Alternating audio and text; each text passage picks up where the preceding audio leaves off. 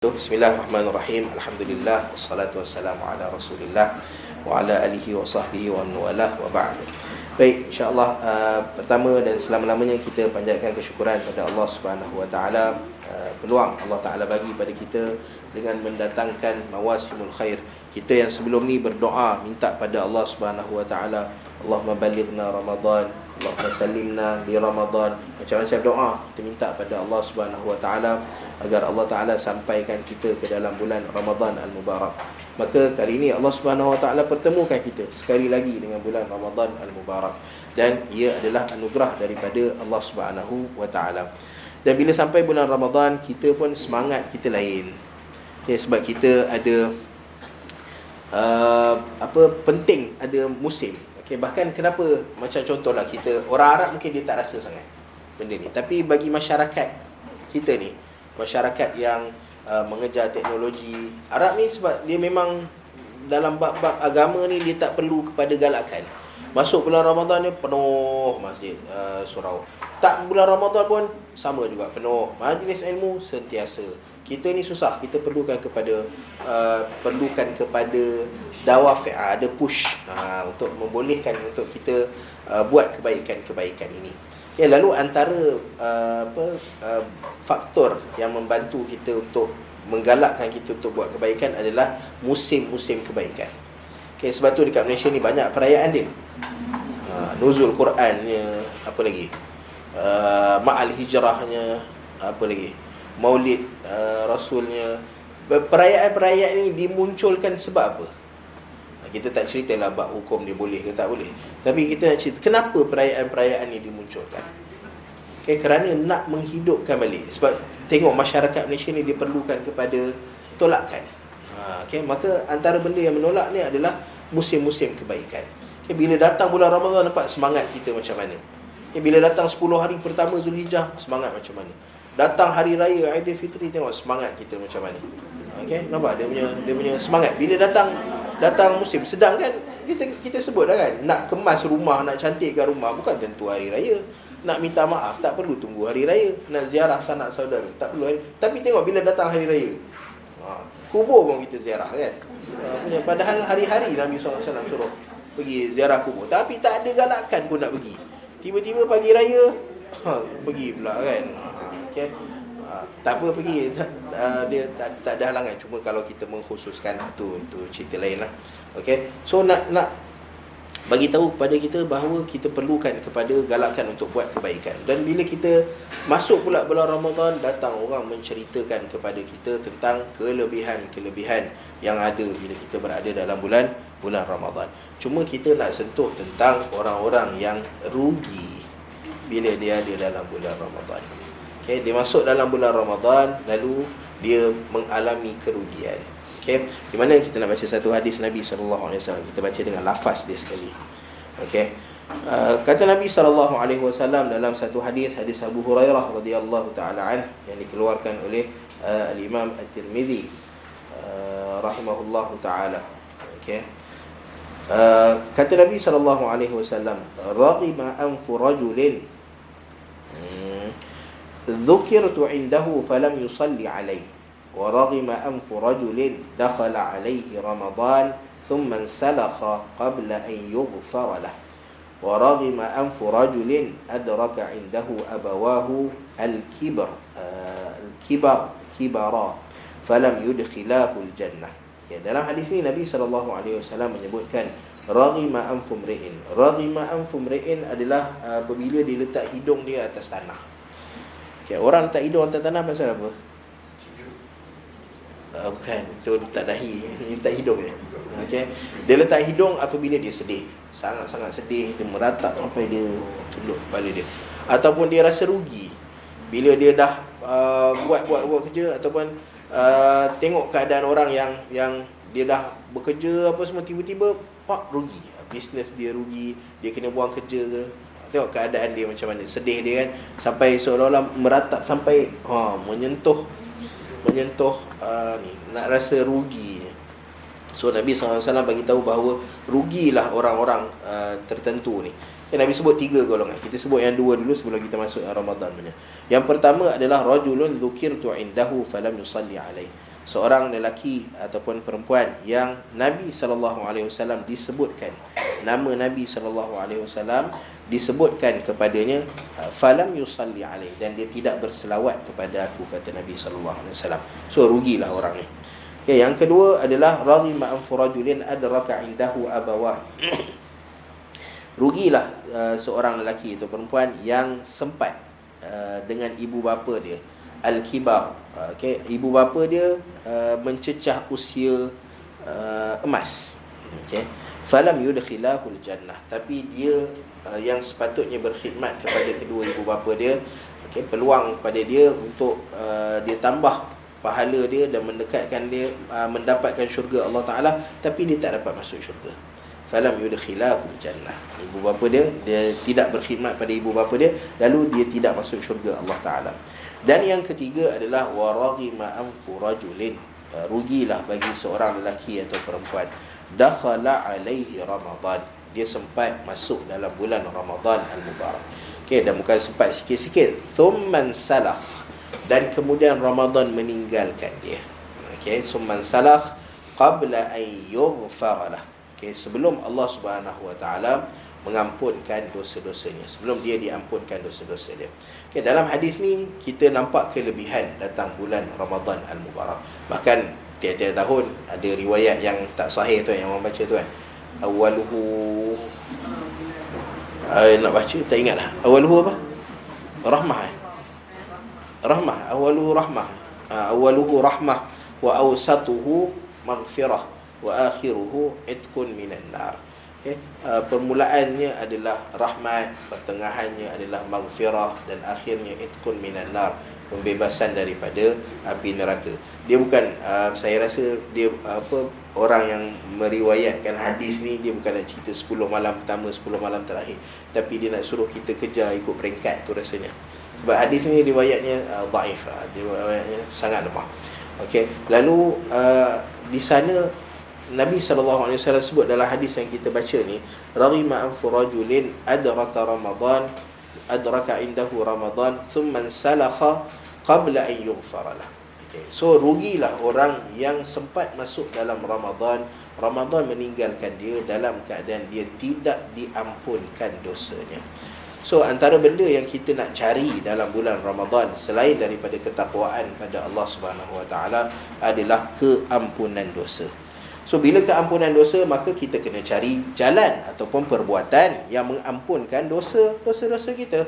So kita punya dosa diampunkan dengan dua cara sahaja. Apa dia? Ya, satu dengan istighfar. Dengan memperbanyakkan istighfar pada Allah Subhanahu Wa Taala. Tapi sayangnya, dalam bulan Ramadan ni kita banyak baca Al-Quran, ya. Kita banyak berdoa pada Allah Ta'ala, ya. Tapi berapa ramai yang memperbanyakkan istighfar dia pada Allah Ta'ala. Sedangkan Nabi SAW bagi tahu, ada dua hadis Nabi SAW, Nabi bagi tahu pada kita bahawa tiap-tiap hari Allah Subhanahu Wa Taala akan membebaskan hamba dia daripada neraka Allah Subhanahu Wa Taala. Okay. Hadis membebaskan hamba dalam bulan Ramadan ni hadis yang sahih. Hadis yang Allah Ta'ala bebaskan hamba ketika mana saat berbuka puasa, hadis sahih. Hadis Allah Ta'ala membebaskan hamba tiap-tiap malam dalam bulan Ramadan, hadis sahih. Bila masuk bilangan, dia jadi tak sahih. Okay, kalau ada hadis yang kata 60,000 orang, 1 juta orang, 100,000 orang, dia jadi tak sahih. Okay.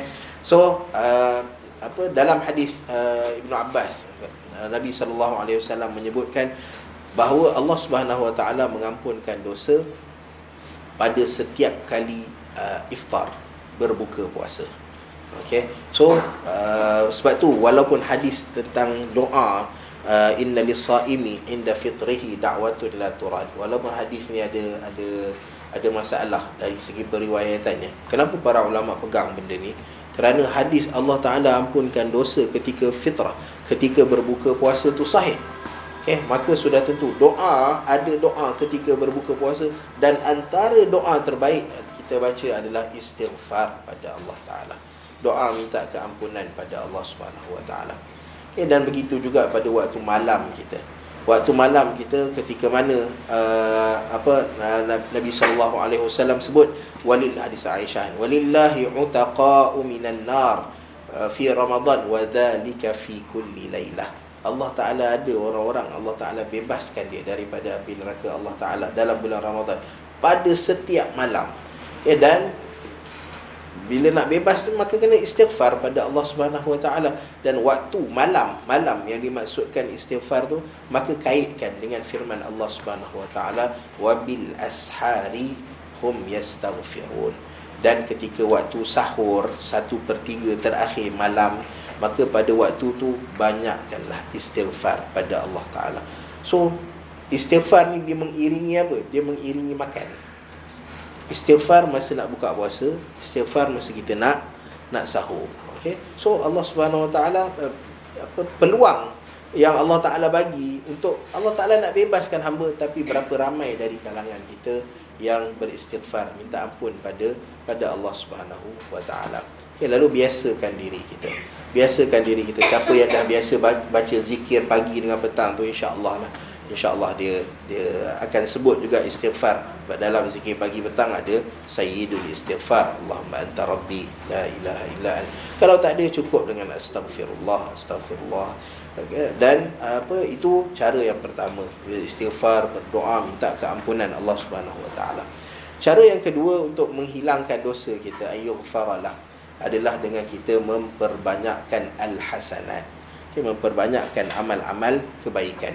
Okay, kerana amalan kebaikan Allah Ta'ala sebut innal hasanati yudhhibnas sayyi'at. Kerana sesungguhnya al-hasanat, kebaikan ini dia akan yudhhibnas sayyi'at, dia akan menghilangkan dosa-dosa, kafarah kepada dosa-dosa kita. Maka perbanyakkan amal-amal al-hasanat yang baik, sama ada hasanat pada diri kita ataupun hasanat dengan orang lain. Kerana kalau kita tengok ayat tentang Ramadan yang Allah Subhanahu Wa Taala datangkan, separuh ayat Ramadan adalah untuk diri kita. Allah Ta'ala sebut kutiba alaikumus siyam. Siyam adalah diri kita sendiri. Kita tak boleh nak bezakan puasa kita dengan puasa orang. Syahrul Ramadan, Al-Quran adalah diri kita sendiri. Allah Ta'ala sebut wa idza sa'alaka ibadi anni, doa adalah diri kita sendiri. Tapi buka muka surat belakang tu, uhilla lakum lailatas siyam, Allah Ta'ala cerita separuh muka surat tu adalah untuk kita dengan orang lain. Nabi SAW, walaupun Nabi syadda mi'zarah, Nabi ketatkan kain Nabi SAW, Nabi jadi jawad, Nabi jadi orang yang sangat pemurah, tapi Nabi tak lupa untuk wa'aiqadha ahlah, Nabi akan kejutkan ahli keluarga Nabi SAW untuk qiyam. Okay? Sambil kita jaga diri kita, maka al-hasanat juga adalah dengan kita jaga ahli keluarga kita, orang-orang di sekeliling kita, buat kebaikan. Okay, kalau ada orang dia mampu untuk baca Al-Quran, dia mampu untuk doa, dia mampu untuk duduk lama-lama. Ada orang jenis dia bukan jenis tu. Duduk baca Quran 5 minit. So tak jadi juga. Okay, maka dia punya kerja dia adalah dia punya benda yang dia boleh buat bubur lambuk. So buat bubur lambuk. Okay, dia nak masak untuk orang berbuka puasa, untuk sahur, maka buatlah. Yang penting al-hasanat. Cari benda-benda yang boleh mengumpulkan al-hasanat. Sebab matlamat kita adalah ayyughfaralah, supaya Allah Subhanahu Wa Taala ampunkan dosa kita. Bukan hanya dosa-dosa kecil. Sebab hasanat ni dia boleh buang dosa-dosa kecil je. Dosa besar nak tak nak kita kena istighfar pada Allah Subhanahu Wa Taala. Maka perbanyakkan istighfar kita, sama ada secara zikir ataupun dengan berdoa, minta keampunan Allah Subhanahu Wa Taala. Rugi kita bila mana Allah Taala buka 2 waktu, Allah Taala buka nak cari siapa dia yang nak jadi orang yang dibebaskan dalam neraka. Tapi dalam 30 hari kali 2 berapa? 60 waktu Allah Taala buka, tapi kita tak termasuk pun dalam orang yang Allah Taala ampunkan. Boleh bayang tak kita punya rugi itu macam mana keadaan dia? So ambillah peluang. Okay, dan kalau tadi kita cerita tentang doa orang yang berpuasa. Kadang orang doa berpuasa ni, dia doa masa buka puasa je, sedangkan waktu dia mustajab doa adalah sepanjang hari dia. Okay, antara doa mustajab adalah as-saim hatta yuftir. Seorang yang berpuasa, doa dia mustajab sehinggalah dia berbuka puasa. Okey, so ambil peluang doa, minta pada Allah Subhanahu Wa Taala. Ya, waktu Allah Taala bagi keampunan, bebas daripada api neraka, mungkin pada waktu maghrib je ke, waktu berbuka puasa dan waktu sahur. Tapi sebab untuk Allah Ta'ala ampunkan mungkin kerana doa kita pada waktu duha, ataupun doa kita pada waktu zuhur. Okay, so perbanyakkan doa dan istighfar walaupun bukan pada waktu berbuka dan sahur. Okay. Wallahu Ta'ala a'lam. Okay, so kita stop takat ni dulu. Okay. Apa yang baik itu tentunya daripada Allah Subhanahu Wa Taala, yang buruk itu tentunya daripada kekurangan dan kelemahan diri kita sendiri, diri saya sendiri. Maka kita tangguhkan dulu perkongsian kita pada hari ini dengan kafaratul majlis. Subhanakallahumma wa bihamdika asyhadu an la ilaha illa anta astaghfiruka wa atubu ilaik. Wa sallallahu ala nabiyyina Muhammad wa ala alihi wa ashabihi ajma'in walhamdulillahi rabbil alamin.